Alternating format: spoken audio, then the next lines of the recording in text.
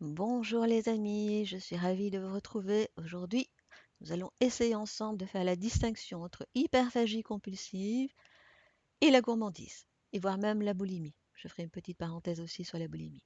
Donc voyons ensemble les différences. Alors, l'hyperphagie compulsive, de quoi parle-t-on? Donc, comment se manifeste ce trouble, aussi appelé binge eating disorder, et qui est souvent confondu avec la boulimie nerveuse. Boulimie nerveuse dont je reparlerai plus en détail dans une autre vidéo. Donc si on revient à l'étymologie du terme, on va retrouver la notion d'engloutir de grosses quantités de nourriture. Et effectivement, il s'agit de consommer en un faible laps de temps une quantité d'aliments qui est définie comme nettement supérieure par rapport à d'autres personnes dans des circonstances similaires. Bon, jusque-là, vous me direz que la définition est pour le moins assez vague, j'en conviens. Alors d'autres éléments vont s'y ajouter. D'abord une impression totale de perte de contrôle. On a vraiment l'impression que c'est plus fort que soi. Ce type de crise doit arriver au moins 2 fois par semaine et durer depuis au moins 6 mois. Si ces caractéristiques-là sont rassemblées, on peut évoquer l'hyperphagie compulsive. Voyons maintenant de plus près cette notion de perte de contrôle. Elle peut recouvrir différentes formes. Mais si on a au moins 3 formes en présence, on est à coup sûr dans la perte de maîtrise. Alors, quelles sont ces différentes formes? L'ingestion d'aliments beaucoup plus rapide que d'habitude. L'ingestion d'aliments au point de ressentir des sensations inconfortables et un trop-plein. Ingestion d'aliments en grosse quantité alors que la sensation de faim est absente. Donc on mange sans sentir sa satiété et jusqu'à ce qu'on n'en puisse plus, jusqu'à ce que la paroi abdominale en devienne douloureuse. Ingestion de grandes quantités d'aliments tout au long de la journée alors que les repas, eux, ne sont pas réguliers. Souvent, l'ingestion est faite en solitaire car l'on se sent gêné de la quantité assimilée. Sur le plan psychologique, la personne en souffre considérablement et les sentiments de honte, de culpabilité vont jalonner son quotidien. Comme pour la boulimie, on va observer une alternance avec des phases de restriction, donc des périodes de régime strict, des repas sautés, ce qui ne fera bien sûr qu'accentuer le problème.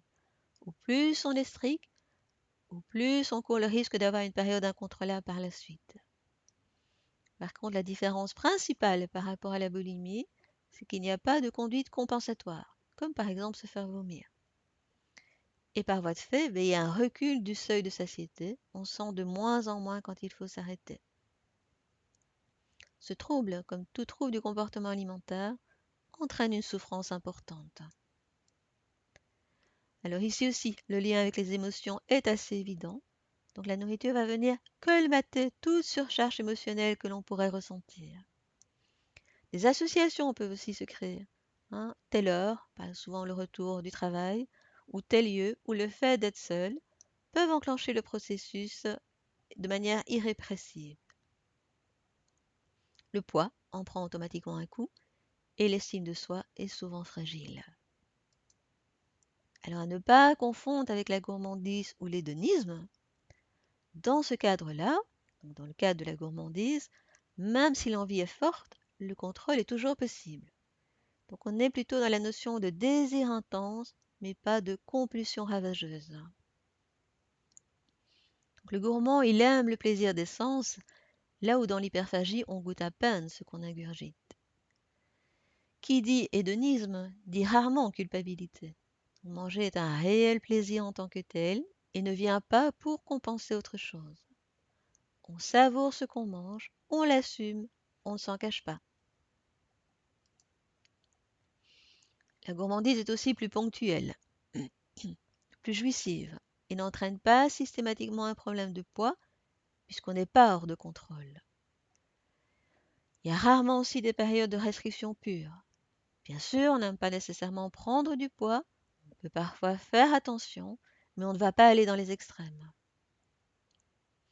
À part qu'elle préférera garder la ligne, La personne succombant à la tentation d'un mets délicieux ne souffre pas. Elle aura même plutôt tendance à rire d'elle-même, voire à être fière de son étiquette de bonne vivante qui savoure les plaisirs de la vie. Donc elle y verra une gratification plutôt qu'un acte honteux. Et parfois le fait de manger beaucoup, parce que gourmand ne veut pas dire gourmet, ça va se manifester surtout dans le cadre festif, dans un cadre convivial, et pas en dehors. C'est donc l'euphorie du moment partagé qui va susciter l'excès de la bonne chair. Donc comme on le voit, la gourmandise et l'hyperphagie ne constituent pas le même combat. Ils ne sont pas à confondre. Donc là où le premier va jouir, le deuxième va souffrir en silence. Si vous avez aimé cette vidéo, n'hésitez pas à vous abonner. Vous pouvez aussi vous abonner au newsletter pour être tenu informé des différentes activités. Vous trouverez les coordonnées de mes différents sites dans le descriptif de cette vidéo. Quant à moi, je vous retrouve bientôt pour une prochaine vidéo. Le thème sera une surprise, ça sera selon l'inspiration du jour, probablement sur la boulimie. D'ici là, je vous souhaite de bien prendre soin de vous et de vous détendre un peu. À bientôt.